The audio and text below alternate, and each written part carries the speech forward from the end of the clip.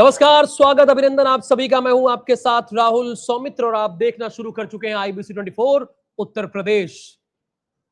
तो हर बड़ी खबर से आपको अपडेट करेंगे उत्तर प्रदेश की। सबसे पहले अपने संवाददाताओं को लेकर आते हैं स्क्रीन पर। अखंड राय राजधानी लखनऊ की जानकारी देंगे हमें और साथ ही इंद्रवीर रायबरेली की जानकारी देंगे। आदर्श गुप्ता हरदोई से आज की बड़ी खबर क्या है और अयोध्या सुर्खियों में सिर्फ इन दिनों नहीं है, हमेशा से है। अयोध्या में क्या हो रहा है, क्या कहा अखिलेश यादव और उत्तर प्रदेश के मुख्यमंत्री योगी आदित्यनाथ ने कैसे दिया करारा जवाब, पूछेंगे हम अपूर्व पाठक से। हमारे साथ सरफराज आलम बहराइच से और जावेद खान हमारे साथ जुड़े हुए हैं आगरा से। आप सभी का बहुत स्वागत। लेकिन इस बीच एक बड़ी और अहम खबर यह है कि 20 IAS अधिकारियों के तबादले हो गए। एक बड़ी खबर है उत्तर प्रदेश से, ये आज की सबसे बड़ी और अहम खबर यह है कि 20 IAS ऑफिसर्स के तबादले हुए हैं। क्या ये रूटीन तबादला है? चूंकि मैं देख रहा हूं इसमें कई बड़े, जैसे IAS सुधा वर्मा उत्तर प्रदेश की नई समायुक्त बनी है। IAS सारिका मोहन ये महानिरीक्षक निबंधन की जिम्मेदारी संभालेंगी। नेहा शर्मा को महानिदेशक चिकित्सा शिक्षा, अरुण कुमार को राज्य ग्रामीण आजीवन मिशन और IAS जे रीभा को अपर निदेशक भूतत्व और दीपा रंजन संस्कृति विभाग की विशेष सचिव बनी है और संजय कुमार सिंह प्रथम को निदेशक संस्कृति का अतिरिक्त प्रभार दिया गया है और IAS विशाल सिंह को संस्कृति विभाग के अतिरिक्त प्रभार से मुक्त किया गया है। चूंकि उनके पास जिम्मेदारी बहुत बड़ी थी, अपने आप में मीडिया को मैनेज करना ये बहुत बड़ी बात है। उत्तर प्रदेश की प्रिंट और इलेक्ट्रॉनिक मीडिया और डिजिटल मीडिया को मैनेज करना अपने आप में बहुत बड़ी जिम्मेदारी है। इसलिए IAS विशाल सिंह को संस्कृति विभाग का जो अतिरिक्त प्रभार था उससे मुक्त कर दिया गया। एक बड़ी जानकारी ये भी है, रिया केजरीवाल विशेष सचिव बनी है बाल विकास पुष्टाहार विभाग की। संदीप भागिया ये MD मध्यांचल विभाग वितरण की जिम्मेदारी निभाएंगे और परीक्षित खटाना ये अपर आयुक्त राज्यकर बने हैं। तो सबसे पहले अखंड, चूंकि ये सीनियर मोस्ट IAS अधिकारी है जिनके तबादले में नई जिम्मेदारी दी गई है, क्या ये रूटीन प्रक्रिया है कि चूंकि चुनाव की दस्तक दे दिया है, बस बामुश्किल 6 महीने बाद चुनाव, इसके पहले अच्छे अधिकारियों को सेट किया जा रहा है? इसमें विशाल सिंह जिनके पास बड़ी जिम्मेदारी है, क्योंकि उत्तर प्रदेश के media, electronic media, print media, digital को मैनेज करना अपने आप में बहुत बड़ी बात है, तो उनको संस्कृति विभाग से मुक्त किया गया है। खंड बिल्कुल राहुल, आपको बता दें कि 20 IAS अधिकारियों के तबादले हुए और सबसे बड़ी बात है कि इसमें 8 महिला IAS अधिकारी हैं जिनके तबादले हुए हैं। और सबसे गौर करने वाली बात है कि MD विद्यांचल के जो निदेशक हैं उनका तबादला हुआ है जो केजरीवाल जी है। सबसे बड़ी बात है कि तमाम जो बड़े अधिकारी हैं उनका तबादला हुआ है, लेकिन अगर साफ तौर पर समझा जाए तो कुछ लोगों को छोड़ करके जो ये तबादले नजर आ रहे हैं वो रूटीन तबादले जैसे ही नजर आ रहे हैं। और सबसे बड़ी बात है कि निदेशक सूचना जो है विशाल सिंह, उनके पास अपने आप में एक बड़ी जिम्मेदारी, जैसा कि आपने बताया है। तो ऐसे में एक और विभाग की जिम्मेदारी संभालना उनके लिए बड़ा उचित नहीं हो पा रहा था, जिसकी वजह से उनको इस विभाग से कार्यमुक्त कर दिया गया है। लेकिन अगर तबादलों की बात की जा राहुल, तो कहीं ना कहीं एक रूटीन तबादला है। कुछ नामों पर जरूर हम कहेंगे कि MD विद्यांचल की जो है उस पर अगर देखा जाए तो कहीं ना कहीं वो एक बड़ा तबादला है। लेकिन एक और खबर है राहुल, आपको बता दें, जो बड़ी महत्वपूर्ण खबर है, इस वक्त राजधानी लखनऊ से निकल करके आ रही है। सुभाषपा के राष्ट्रीय अध्यक्ष और उत्तर प्रदेश सरकार में मंत्री ओम प्रकाश राजभर ने समाजवादी पार्टी के प्रमुख अखिलेश यादव पर करारा हमला बोला है।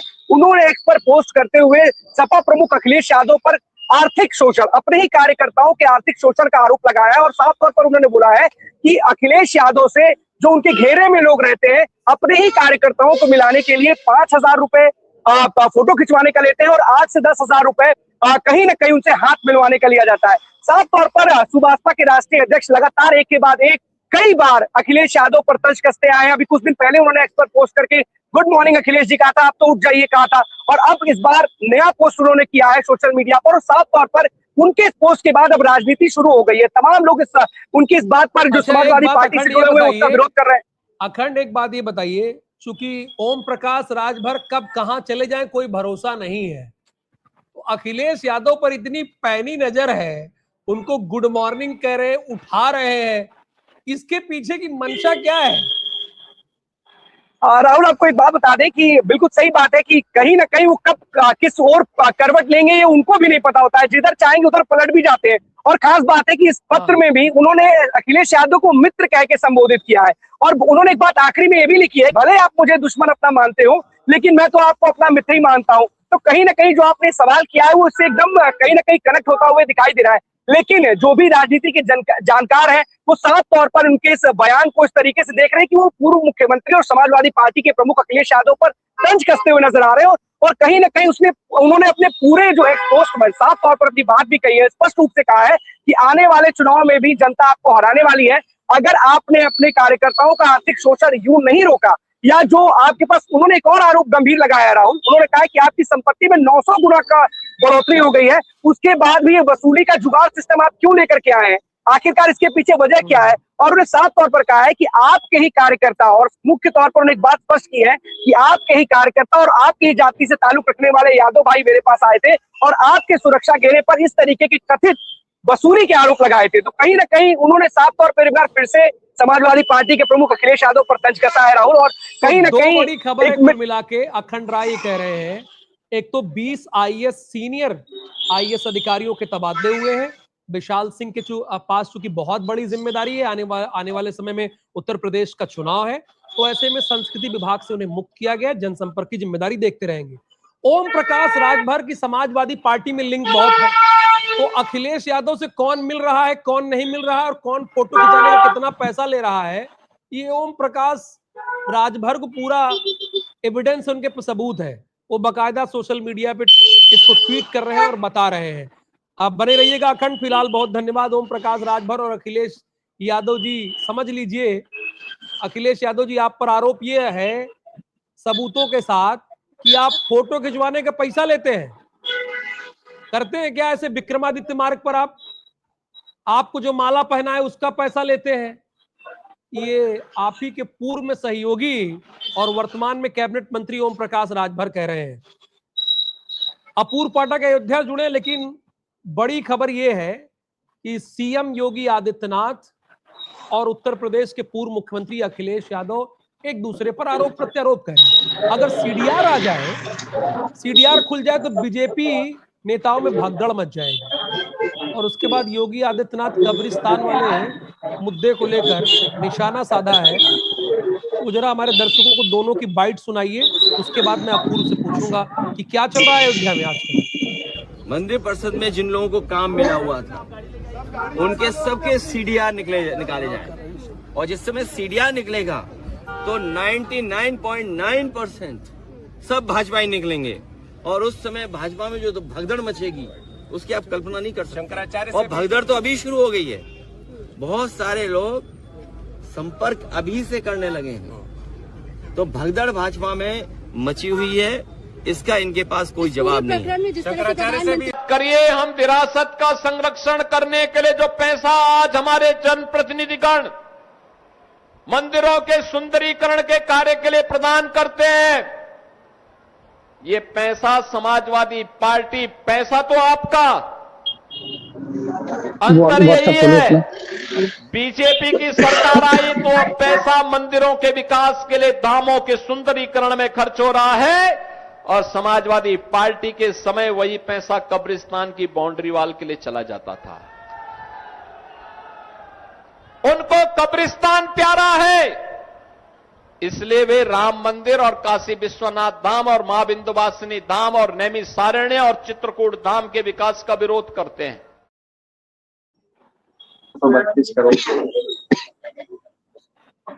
अपूर्व, अखिलेश यादव ने एक बहुत बड़ा आरोप लगाया है कि अगर सीडीआर सामने आ जाती है तो भगदड़ मच जाएगी। हालांकि उत्तर प्रदेश के मुख्यमंत्री योगी आदित्यनाथ ने उसका करारा जवाब दिया है। अयोध्या में क्या अपडेट है आज का? अब बिल्कुल बता दें कि आज मुख्यमंत्री योगी आदित्यनाथ अयोध्या से लगभग 20 किलोमीटर दूर सोहावल क्षेत्र में पहुंचे हैं। वहां पे रालोद के पूर्व जो है सिंचाई मंत्री मुन्ना सिंह चौहान, जिनके बेटे हैं वर्तमान में विधायक हैं भाजपा से, अमित सिंह चौहान, उनकी मूर्ति का अनावरण था। साथ ही में 216 परियोजनाओं का 432 करोड़ की लागत से इसका शिलान्यास और लोकार्पण भी था। तो जिस तरीके से लगातार मुख्यमंत्री योगी आदित्यनाथ इसके पहले भी जब अयोध्या एसआईटी जांच के बीच में भी आए थे तो उन्होंने कहा था कि दूध का दूध और पानी का पानी अलग हो, कहीं ना कहीं वो चीज साफ तौर पर दिखाई दे रहा है। हालांकि विपक्ष का काम ही है सवाल उठाना, और लगातार आरोप लगाना। तो ये लगातार चलता रहा है, लेकिन अगर जिस तरीके से 8 आरोपी राम मंदिर चढ़ावा चोरी में पकड़े गए हैं, उनके ऊपर गंभीर धाराओं से लगी हुई है, साथ ही में जिस तरीके से जो पैसे हैं, जो जो है अगर कहें वस्तुएं हैं और जो कार है जो इन लोगों ने खरीदी थी, वो लगातार बरामद हो रहे हैं। तो पुलिस अगर बरामदगी तक पहुंच रही है तो कहीं ना कहीं जो आरोप है, जो इन आरोपियों पर 8 लोगों पर, वो लगातार साबित होते हुए नजर आ रहे हैं। और इसको लेकर लगातार अयोध्या पुलिस अलर्ट मोड पर दिखाई दे रही है। लेकिन विपक्ष जो चीज ये कह रहा है बिल्कुल सही है, इस पर लगातार मंथन भी अयोध्या पुलिस कर रही है कि लगातार भाजपाइयों को तो मैं नहीं कह सकता, लेकिन मंदिर ट्रस्ट से जुड़े हुए सभी के सीडीआर खंगाले जा रहे हैं। लगातार उनसे पूछताछ हो रही है कि किसी का जो मंदिर में जब से वो ज्वाइन होते हैं तब से उनके आय में कितनी वृद्धि होती है, ये सबकी बकायदा नजर है। एसआईटी जांच भी कर रही है और साथ ही में जब से मुकदमा दर्ज हुआ है तब से अयोध्या पुलिस भी अलर्ट मोड पर दिखाई दे रहे हैं। जी राहुल, अपूर्व जांच इनकी होनी चाहिए, कड़ी से कड़ी होनी चाहिए। इन्होंने हमारे आस्था के साथ खिलवाड़ किया और राम मंदिर कोई 1-2 साल नहीं, 500 साल लग गए बनने में उसको, और उसके बाद हमारी आस्था से खिलवाड़ किया। इसका दूध का दूध और पानी का पानी होना चाहिए। सुशील कुमार, गोरखपुर से आज की बड़ी खबर बताइए हमारे दर्शकों को।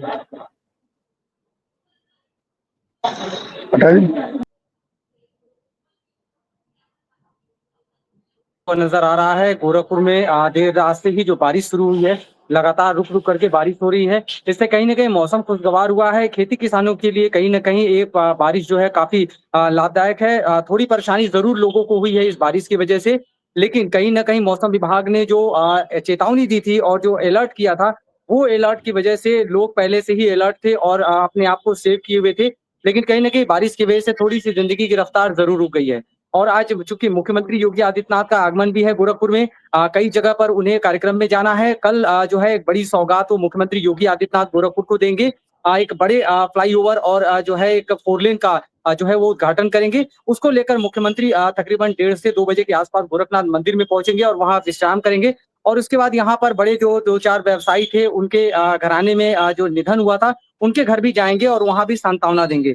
तो बारिश को लेकर के कह सकते हैं कि मौसम विभाग ने जो अलर्ट किया था, वो अलर्ट अभी जारी रहेगा और अभी कई दिनों तक लोगों को मौसम की मार झेलनी पड़ेगी और लोगों को सतर्क होना पड़ेगा। इस बारिश से थोड़ी सी लोगों को परेशानी जरूर होगी, क्योंकि गोरखपुर में जगह जगह पर जो कंस्ट्रक्शन के काम हो रहे हैं, इस बारिश की वजह से कहीं ना कहीं आवागमन में जो है दिक्कत होगी, जगह जगह जल जमाव लगेगा। और मुख्यमंत्री ने इसको लेकर पहले ही अधिकारियों को निर्देशित किया था, खासकर नगर निगम को निर्देशित किया था। लेकिन शायद निर्देशित करने के बाद भी तस्वीरें कुछ और नजर आएंगी ग्राउंड पर, चूंकि बारिश जब लगातार होगी तो जो कंस्ट्रक्शन काम है, ये तो जो बड़ी कंस्ट्रक्शन जहाँ हो रहे हैं, जहाँ गड्ढे है, वहां पे दिक्कत होगी। ये तो बहुत बड़ी लापरवाही कि उत्तर प्रदेश के मुख्यमंत्री योगी आदित्यनाथ ने निर्देशित किया, इसके बावजूद नगर निगम का काम टांटा फिस है, जैसा कि आप बता रहे साफ तौर पर। तो नगर निगम अभी भी मौका है, सुधर जाओ, सही से काम करो। वो सीएम सिटी है या कोई भी सिटी हो, नगर निगम को अपनी जिम्मेदारी समझनी चाहिए। इंद्रवीर, रायबरेली की आज की बड़ी खबर कौन सी है?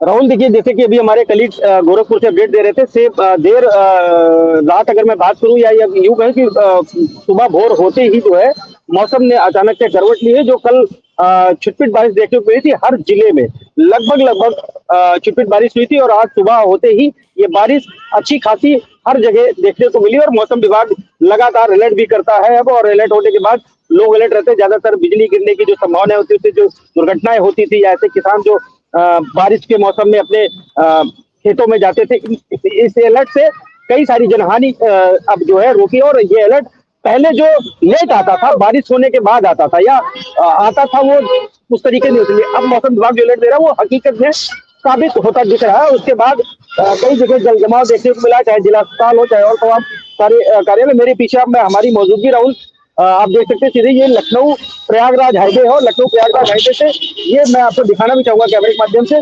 यहाँ ये एक ऐसा स्थान है जहाँ पे आप देख रहे हैं सामने रोडवेज बसें भी खड़ी और सवारियां भी खड़ी है। और उसके बाद आप मतलब ये रोड है, आप देख सकते हैं रोड और पानी में कितना फर्क है, आप सीधे सीधे देख सकते हैं। और ये अगर आपको मतलब पूर्णिमा है या ऐसा एकादशी है, ऐसा कुछ है, और गंगा स्नान करने अगर आपको यहाँ पे जो नजदीकी घाट है डलमऊ है, और गुकना है, और आप इससे सबसे परिचित है सिंगदेवपुर है, जो रायबरेली के ज्यादातर वासी जाते हैं। तो हम उनसे यही कहना चाहेंगे, वहां ना जाकर के आप यहाँ स्नान कर सकते हैं। और ये लखनऊ प्रयागराज हाईवे है, यहाँ पे छोटी गंगा जी। अब चूंकि हमारा काम है कहना और बोलना, और हमारा काम है इसको दिखाना। ये लखनऊ, नहीं, आप देखिए कैमरे में मेरे पीछे, आप आपने जो चीफ व्यंग कसा है जी भाई इंद्रवीर, आपने जो व्यंग कसा है वो जी सही है जी। भाई। अगर ये सड़क है तो छोटी गंगा क्या है? आप मेरे पीछे है ना, ये देखिए, ये सड़क है तो एनएच का क्या हाल है। राहुल, मैं एक सेकंड नहीं, नेशनल कहूंगा, हाईवे एनएच है, जान रहा हूं, मैं देखिए समझ रहा हूं नेशनल हाईवे चल रहा कि है, रायबरेली चल से रहा वहां है प्रयागराज लोग जी जाते हैं और जी यहां से दिन भर में सैकड़ों रोडवेज वाहन और जी हजारों वाहन जाते हैं। जी हजारों हजार वाहन जाते हैं, क्योंकि लखनऊ का रूट है ये, लखनऊ और जी प्रयागराज का मुख्य रोड है। लेकिन स्थिति देख लीजिए आप, ऐसा लग रहा है कि बारिश एक बारगी आ गई हो बिना बारिश के जी मौसम में। ये तैयारी है नगर निगम रायबरेली की। शर्म आनी चाहिए, चुल्लू भर पानी में डूब डूब जाइए आप तो बेहतर होगा। इसके अलावा आपके पास कोई विकल्प नहीं है। और चूंकि हमारे संवाददाता बड़े जाबाज हैं, तेज तर्रार हैं, और सबसे बेहतरीन टीम हमारी IBC 24 की है, तो समय आपका बहुत इंपॉर्टेंट है। जिन जिन संवाददाताओं से बातचीत होती रहे, थैंक यू सो मच, वो जो कि दूसरी रिपोर्ट पर काम करना शुरू कर दें। सरफराज आलम, आपके जिले से आज की बड़ी खबर कौन सी है?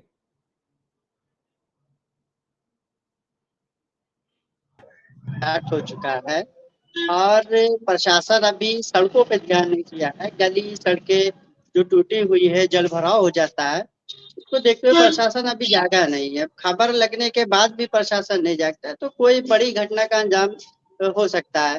क्योंकि देखा जाए तो हॉस्पिटल चौराहे के सामने जो विद्युत विभाग द्वारा जो पानी का जो पाइपलाइन डाली गई थी, जो खुदा पड़ा है, वो सड़कें कुछ जो पानी बरसात हुई है तो उसमें कुछ गड्ढे गड्ढे भी हो गए हैं। अगर पानी बरसात तेज हो जा रही है, पानी भर जा रहा है, तो लोगों को आने जाने में दिक्कत होगी और इससे एक बड़ी दुर्घटना भी हो सकती है। जी देखिए, ज्यादातर आज जो हमारे संवाददाता जानकारी दे रहे हैं वो जल भराव की खबर है। सड़क पर, नेशनल हाईवे पर जल भराव से लोग परेशान हैं, और यहाँ पे कई जगह पे हॉस्पिटल में भी जल भराव की स्थिति देखने को मिली। बिल्कुल। Thank you so much Sarfaraz इस पूरी जानकारी के लिए। जावेद हमारे साथ जुड़ेंगे, उनसे भी बातचीत करेंगे, भी थोड़ी देर पहले जुड़े, बल्कि जुड़े हुए हैं। जावेद, आगरा से आज की खबर, बड़ी खबर।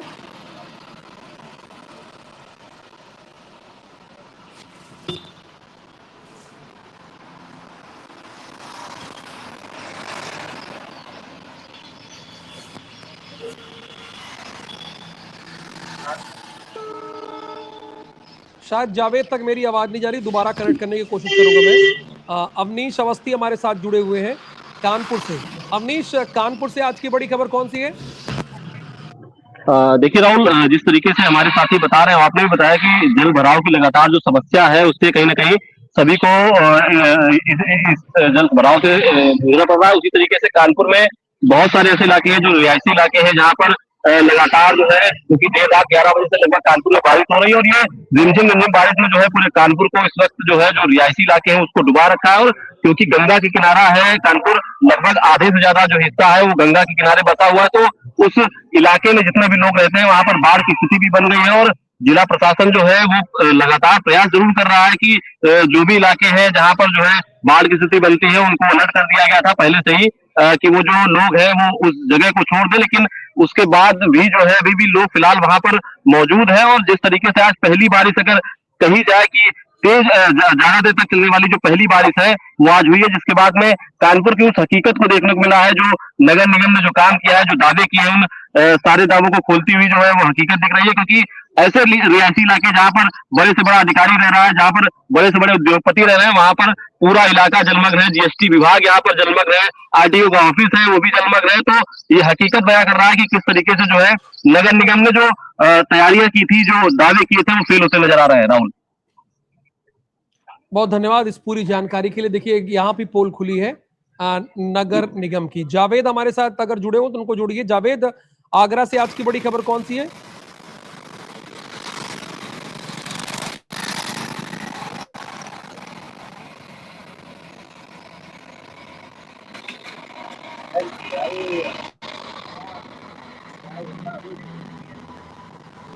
कुछ टेक्निकल प्रॉब्लम है, बात करेंगे। आदर्श गुप्ता हरदोई से बड़ी खबर। देखिए राहुल जी, आज हम आपको बताना चाहेंगे, आज हम जिला आरटीओ हमारी जो यहाँ मौजूदगी है, ये आरटीओ ऑफिस की रोड पर है। जिस रोड पर हम खड़े हैं, ये जो रोड है ये ग्राम प्रधानी में आती है और यहाँ हमारी जन की दूरी पर आप देख सकते हैं, यहाँ आरटीओ ऑफिस भी है। हम वहाँ पर जाएंगे, यहाँ पर जल भरा, पानी की बरसात, इतना जल भरा हुआ है, जो रोडें भी नहीं बनी हुई है। हम वहाँ पर पहुंच रहे हैं, आपको जाते हैं दिखलाएंगे तस्वीरें। ये गाड़ी निकल रही, देखिए गाड़ी तो घर निकल जाती है, गाड़ी निकल जाती है, लेकिन हम लोगों को जो यहाँ राहगीर है वो यहाँ पर निकलने उनको दिक्कतों का सामना करना पड़ रहा है। अब हम उस रोड को भी दिखलाएंगे। देखिए ये रोड की दयनीय दशा है। यहाँ ये प्रशासन ऊपर पूरा प्रशासन यहाँ लाख दावे कर रहा है कि रोड को लेकर, लेकिन ये रोड जो यहाँ पर अभी बनने का नाम नहीं है। हम उस जगह पर जा रहे हैं जहाँ पर देखिए हम पैदल जहाँ पर लोग आरटीओ ऑफिस जाते हैं, ये पूरी रोड की धज्जियां उड़ी हुई है। देखिए ये रोड की दशा है ये, और इसकी थोड़ी सी जन की दूरी पर यहाँ पर आरटीओ ऑफिस बना हुआ है। ये पूरी रोड की दशा देखिए, मैं उस जगह खुद स्वयं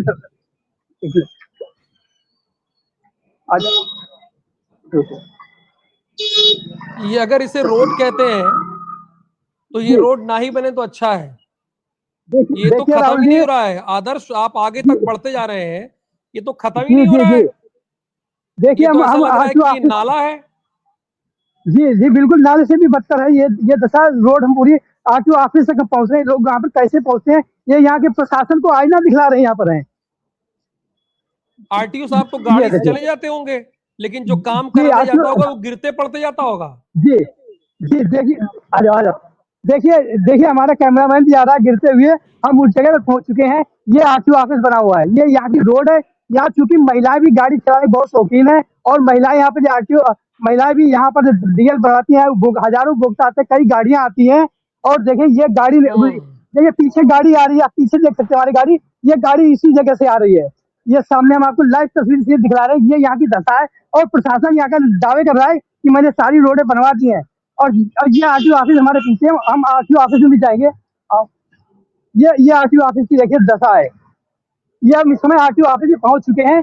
ये आरटीओ ऑफिस की पूरी दशा है और यहाँ जिला प्रशासन जो है वो उसको दिखाई नहीं दे रहा है यहाँ इस रोड को कि ये रोड कब बनेगी। और यहीं से महिला से बात करना चाहेंगे। मैडम यहाँ कैसे आप यहाँ पर आए हैं? अरे हम तो किनारे इतना कीचड़ है, ऐसी रोड है, इंसान पब्लिक गिर जा रही है और कोई देखने वाला नहीं है और बोलते गाड़ी अंदर लेके आओ। अभी वहाँ से गाड़ी कैसा लेके अंदर आएंगे ये बताओ। ये कब से खराब पड़ी? अभी हमको नहीं, तो पहली बार इधर आए हुए, पहली बार आए। और यहाँ क्या नाम आपका? यहाँ जो रोड जो आ रही है, कैसे आते हैं आप लोग यहाँ पर? बहुत कीचड़ भरा हुआ, पानी भरा है और ज्यादा भर जाएगा, बारिश हो जाएगी। देखिए यहाँ पे ये ये बता कैसे आते? मैं 10 सालों से देख रहा हूँ, ये रोड नहीं बनेगी और ये असंभव अलंका है। देखो नहीं तो रह गई। सारे अधिकारी आते हैं, जांच होती, सब कुछ होती है, लेकिन ये बनेगी नहीं। हाँ नहीं बनेगी। अब देखिए ये कार तो आ गई, ये कार है भाई साहब की कार यहाँ पर आ गई, लेकिन यहाँ पर जो लोग यहाँ जो उपभोक्ता है पैदल आते हैं, पैदल आने के बाद में यहाँ कैसे गुजरते होंगे? ऐसा लग रहा है आदर्श, ऐसा लग रहा है कि आरटीओ विभाग ड्राइविंग के पहले, ड्राइविंग लाइसेंस के पहले ही ड्राइविंग की परीक्षा ले रहा है। ये तो सड़क लगी नहीं रही है भाई, रोड लगी नहीं रही है, ये लग रहा है नाला है कोई। जी देखिए राहुल, हमारे साथ ये भाई साहब कार से आए हैं। ये देखिए पहले रोड जो है कैसे आप यहाँ पे पहुंचे हैं? ये आरटीओ विभाग की बहुत जो मेन रास्ता यही है, गली है आरटीओ विभाग की, लेकिन कहीं न कहीं नगर पालिका या इससे संबंधित जो भी अधिकारी है जिससे बिल्कुल सुध नहीं ले रहे। आज से नहीं, ये कई वर्षों से यही हालत है। अगर ये हालत जल्द दुरुस्त अगर नहीं हुई तो भारतीय किसान यूनियन के द्वारा जब विशाल धरना प्रदर्शन किया जाएगा, इनका विरोध किया जाएगा। इसी संदर्भ में हम आज यहाँ आए हैं और यहाँ आरटीओ दिखाइए साहब को, भाई साहब को। जी यहाँ आरटीओ दिखाई देने की समस्या, जी बताएं। जी दलाली का अड्डा बनता जा रहा है यहाँ। अगर डीएल में जो वहाँ बना है पॉइंट, जो डीएल वाला ट्रेनिंग वाला, अगर यहाँ 5 से 7 हजार रुपए अगर आप देते हैं संबंधित जो भी यहाँ दलाल है, तो आपको कोई टेस्ट नहीं पास करवाने पड़ेंगे, डायरेक्ट आपकी लाइसेंस बन जाएगी। वो दलाली कौन करता है, कौन करवाता है? दलाली यहाँ के बाबू करवाते हैं। बाबू यानी दो कंप्लेन मिली है। आदर्श आप बात करते रहिए, उनसे बातचीत जारी रखिए। यानी आप हरदोई आरटीओ ऑफिस में दलाली होती है, नंबर 1। ये आरटीओ साहब सुन ले कि आपके यहाँ दलाली हो रही है, पैसा लेके डीएल बन रहे हैं। और दूसरी बात, आपकी रोड तो एकदम दो कौड़ी की भी नहीं है, फूटी कौड़ी की भी नहीं है। और रोड क्या है, वो नाला लग रहा है, वहां से जो आता है गिर के जाता है, एक्सीडेंट हो जाता है। बहुत धन्यवाद आपका। अभिषेक सिंह को लेकर आइए, अनिल संभल को लेकर आइए, एसपी सिंह को लेकर आइए सुल्तानपुर से, इन सभी संवाददाताओं को लेकर आइए, और जावेद खान को भी स्क्रीन पर लेकर आइए। आप बातचीत करते रहिए, आदर्श आप बातचीत करते रहिए, मुझे और संवाददाता आप बातचीत करिए, कंटिन्यू में बातचीत करिए आप।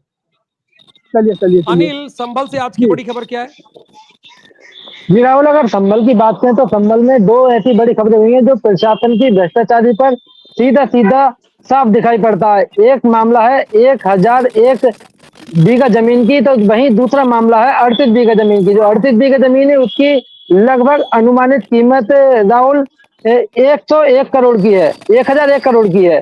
तो ये क्या होता है कि जो यहाँ के पूर्व ईओ थे और जो यहाँ के पूर्व नगर पालिका अधिशासी अधिकारी थे, सबने मिली भगत से उसको फर्जी पट्टा करवाया और उसमें जो लोगों को बेच दिया। वहीं जब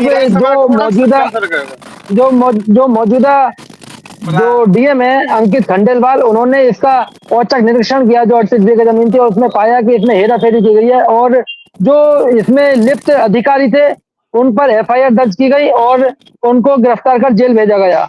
जी राहुल, धन्यवाद अनिल इस पूरी जानकारी के लिए। जावेद, बाबू अभिषेक सिंह और एसपी सिंह हमारे साथ जुड़े हुए हैं। जावेद, आपकी आवाज क्लियर नहीं आ रही, कई बार हम लोग बातचीत करने की कोशिश की, 3 बार। आप आगरा से खबर के बारे में अपडेट दीजिए आप, अगर आपको आवाज मिल रही है। बिल्कुल, कहीं ना कहीं नेटवर्क का इशू है, आवाज की प्रॉब्लम हो रही है लगातार। लेकिन आगरा से बड़ी खबर यह है कि आगरा के अंदर मानसून की पहली बारिश ने कोहराम मचा दी।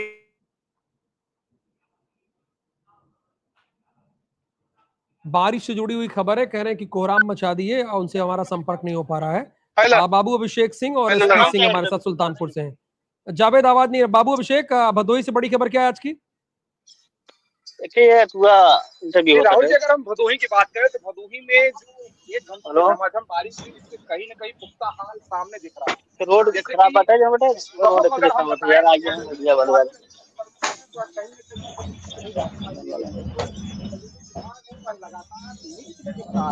आज भी जब सुबह हम लोग निकले बाहर से, जो है कहीं न कहीं रास्ते पर पानी रोड पर जो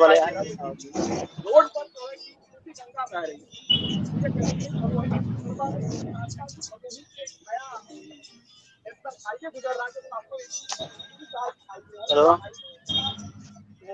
मुझे खाना पीना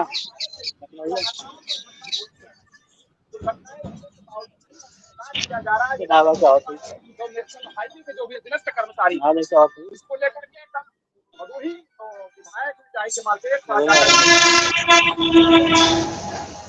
से कई अधिकारियों से बातचीत की और इस पर शिकायत दर्ज कराई थी। यह जो कार्य चल रहा है वो लगातार ठप चल रहा है। ठप होने के कारण जो NH 731 भी है वह कहीं न कहीं क्षतिग्रस्त दिखाई दे रहा है। जैसे कि अभी कुछ दिन पहले हमारे साथ हम यात्रा भी किए थे और 731 का पुख्ता हाल आपने भी देखा था। जिस तरीके से गड्ढे पे गड्ढे वहां दिखाई दे रहे थे, लगातार दुर्घटनाएं होने के बावजूद भी NH के अधिकारी लगातार नजरअंदाज करते नजर आ रहे हैं। बिल्कुल, बहुत धन्यवाद अभिषेक इस पूरी जानकारी के लिए। आखिरी रिपोर्टर हमारे एसपी सिंह को एसपी सिंह, सुल्तानपुर से खबर कौन सी है आज की बड़ी?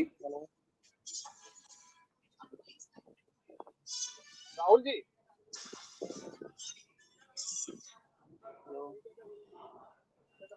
जनपद में मुख्यमंत्री योगी आदित्यनाथ का पिछले दिनों आना हुआ, उनको लेकर के जिला सूचना अधिकारी जो पास पत्रकारों का जारी होता है संपादकों का, उसको लेकर के सुल्तानपुर जनपद में सूचना अधिकारी तभी से विवादों के घेरे में गिरे हुए हैं।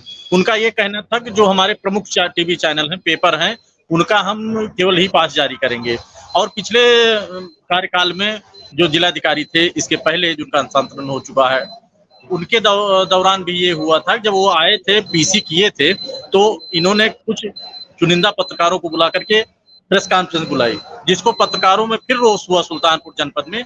जिलाधिकारी उसका संज्ञान लिए, तब जो है पुनः प्रेस कॉन्फ्रेंस की गई और अभी यही मामला था कि गिने चुने कुछ ही पत्रकारों को इन्होंने पास जारी किया और पत्रकारों का इन्होंने पास नहीं जारी किया, जिसको लेकर के विवाद गहराता रहा और पुतला भी फूंकने का और ज्ञापन भी दिया गया। और जिलाधिकारी ने ये आश्वासन दिया है कि इसकी जांच करवाई जाएगी, जिसमें एडीएम व्यापार को जांच के लिए की जांच करके इसमें जो तथ्य है उसको सबके सामने लाया जाए। तो सुल्तानपुर जनपद के जो सूचना अधिकारी हैं वो दोहरी राजनीति करते हैं और उनका ये देखिए उनका काम राजनीति का नहीं है। अगर राजनीति कर रहे हैं तो ये बहुत गलत है। ये राजनीति नहीं, आप पत्रकारों को हैंडल कर रहे हैं तो यहाँ पे राजनीति से काम नहीं चलेगा। अगर राजनीति करेंगे तो ये गड़बड़ है। धन्यवाद एसपी सिंह बघेल। बाबू अभिषेक, कुछ आप कहना चाह रहे थे? आपकी बात कट गई थी, आप पूरा कीजिए उसे, फिर मैं वाइंड अप करता हूँ। हमारे साथ, मैं जहां इस वक्त मौजूद हूं, हमारे साथ यहाँ के ग्राम प्रधान है। इनकी भी लगातार शिकायत रहती है कि हमारे जो ग्रामीण अंचल के सड़कें हैं उसकी हम लगातार जब अधिकारी की शिकायत करते हैं उस पर भी कार्रवाई नहीं होती है। आपका क्या कहना है? आपने इसकी शिकायत की जहां पर अभी हम लोग मौजूद है, यहाँ देख रहे हैं जो जर्जर हालत में सड़क है। एक बार कैमरा घुमाइए इस साइड और दिखाइए रोड का हालत, जो जर्जर हुए हैं रोड। कई दुर्घटना होते जा रही हैं। हमने भी कई पत्र के मामले से मौखिक भी लिखित में भी दिए, उसकी अभी तक कुछ सुनवाई नहीं हो रही सर। जैसे ये कौन सा रास्ता है? प्रधानमंत्री जो है ग्राम सड़क योजना में जो है बोर्ड लगा हुआ है, प्रधानमंत्री ग्राम सड़क योजना है सर, यहाँ पे बोर्ड भी लगा हुआ है। अभी तक ना तो मरम्मत हुई। मैं राहुल से अगर दिखाऊं तो हमारे पीछे जो बोर्ड लिखा दिख रहा है, मंत्री रंगनाथ मिश्र का एक जो है कि बोर्ड लगा दिख रहा है। हमें लग रहा है कि हर रास्ते को बने हुए लगभग 5 से 7 वर्ष हो गए, लेकिन आज भी जो हालत है वो बद से बदतर है। यहाँ पर लगातार लगभग 1000 बच्चे यहाँ पर जाकर के विद्या अर्जित करने के लिए जाते हैं। वहां से भी कुछ आते हैं, चंद कदम की दूरी पर यहाँ सामने विद्यालय भी है। विद्यालय को भी अटैच करता है जहाँ जूनियर हाई स्कूल है। तो कहीं न कहीं बच्चों का लगातार इस रास्ते से आना जाना रहता है। यहाँ पर ज्यादातर ग्रामीण अंचल के लोग रहते हैं। इन प्रधान का कहना है कि लगातार जब शिकायतें होती हैं तो अधिकारी आता भी है, सर्वे करके जाता है, लेकिन सर्वे में क्या दिखाया जाता है या नहीं बताया जाता है ना प्रधान जी? जी, कई बार आए यहाँ पे, सर्वे किए, नाप लिए, कुछ भी है, लेकिन ना तो इसका कुछ अभी तक सुनवाई हुआ सर। बारिश भी आ गई, दुर्घटना होने के चांसेस है, लगी अभी तक कोई सुनवाई नहीं हो रहा है सर। हमारी ठीक है, जनता के जनप्रतिनिधि जो है वो खुद परेशान है और खराब सड़कों से। प्रधानमंत्री ग्राम सड़क योजना की स्थिति राहुल जी भदोही में क्या है वो अभिषेक ने पोल खोल दी। भदोही की जो प्रभारी मंत्री है एके शर्मा जी का लगातार जब बयान आता है तो वही वो कहते हैं कि लगातार हमारे अधिकारी ही हमारी बात नहीं सुनते हैं। तो ये कहीं ना कहीं अपने आप सोचिए, ये कैबिनेट मंत्री कह रहा है, जो अधिकारी रहे भी हैं एक समय वही कह रहे हैं कि हमारी अधिकारी नहीं सुनते हैं। इससे बड़ी दुर्भाग्य की बात क्या होगी? बहुत धन्यवाद इस पूरी जानकारी के लिए आप सभी का, हमारे सभी संवाददाताओं का 12 बजे 12 रिपोर्टर में जुड़ने के लिए। नमस्कार।